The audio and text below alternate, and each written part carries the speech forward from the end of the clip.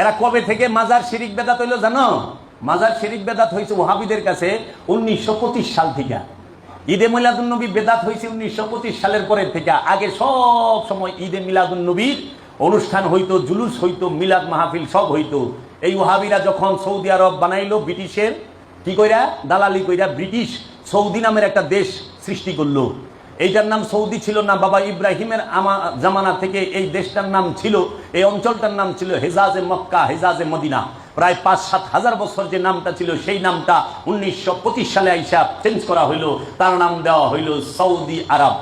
বাদশাহ সৌদের নামে সৌদি আরব। আর এই বাদশাহ সৌদ এবং আব্দুল ওহাব নাজদি তারা ইংরেজদের পৃষ্ঠপোষক ছিল। ইংরেজদের চক্রান্তে আমাদের ইসলাম ধর্মের যে মহা অর্জন এবং সম্মান, যে সাহাবাই কেরামদের এত গর্বিত ইতিহাস এবং নবী রসুলের পরিবারের যে গর্বিত যত স্মৃতিচিহ্ন, সেগুলোকে ইংরেজদের চক্রান্তে ভেঙে নস্যাৎ করা, যেন এই মুসলমানদের কোনো ইসলামের কোনো স্মৃতিচিহ্ন না থাকে, তার চক্রান্তই এই সৌদ পরিবার এবং আব্দুল ওহাব নাজদি পরিবার তারা কি করলো?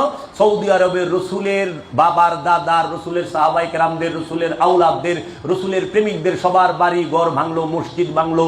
তারা ইতিহাস যদি জানতে চায়, দলিল যদি চায়, আমার কাছে দলিলের গাঁথি, দলিল চাইব। খালি তোমরাই গুগল থেকেও পাইবা, ইউটিউব থেকেও পাইবা, যে তুমি খালি লেখবা 100 years বিফোর মক্কা, এবং তুমি লেখবা যে কিভাবে ওহাবিরা জান্নাতুল বাকিতে, জান্নাতুল মাওয়ায় গ্রেভগুলো ভাঙে, কবরগুলো ভাঙে। 1925 সালের 21শে এপ্রিল রোজ বুধবার বুলডোজার দিয়া জান্নাতুল মাওয়া, জান্নাতুল বাকিতে এই আব্দুল ওহাব নাজদি এবং সৌদ পরিবার মিলা রসুলের এবং রসুলের আওলাদের, রসুলের সাহাবীদের মাজারগুলো ভাঙে।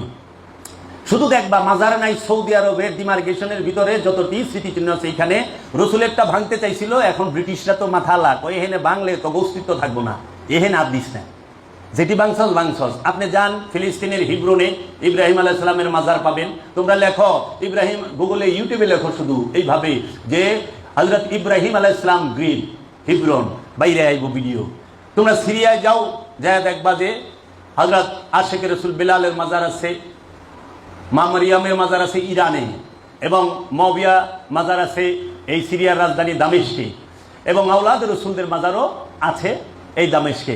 এর জন্য মাজার বেদাত শিরিক, মাজারে শিরিক বেদাত এটা হয় হইল ওহাবির কাছে, অন্য কেউ কাছে না। মাজারে কিছু অপকর্ম যারা করে তাদেরকে ঠিক করা দরকার। মাজার কেন্দ্রিক যারা সিন্ডিকেট করছে তাদের সিন্ডিকেট ভাঙা, এটার পক্ষে তো আমি নিজেও। মাজারের দান বাক্স হলে লুর পারতাছে ওহাবি নিজেই, যায় দেহগা। ওহাবি মাজার মানে না, কিন্তু দান বাক্স মানে। ওহাবির কাছে ফতোয়া কি জানো? মাজার শিরিক বেদাত, দান বাক্স জায়েজ, দান বাক্সের টাকা জায়েজ। মাজারে যাওয়া হারাম, কিন্তু মাজারের গরু, ছাগল, বেড়া, বকরি, সিন্নি খাওয়া জায়েজ। হ্যাঁ, এই তখন বলে খাওয়াই শিরিক নাই, করাই শিরিক, ফতোয়া খারায় যায় অটোমেটিক। এর জন্য তোমরা সবসময় এই বিশেষ তথ্যগুলো জাইনা রাখবা যে কত সালে মাজার ভাঙে। 1925 সালে সর্বপ্রথম মাজার ভাঙা হয় শুধুমাত্র সৌদি আরবে।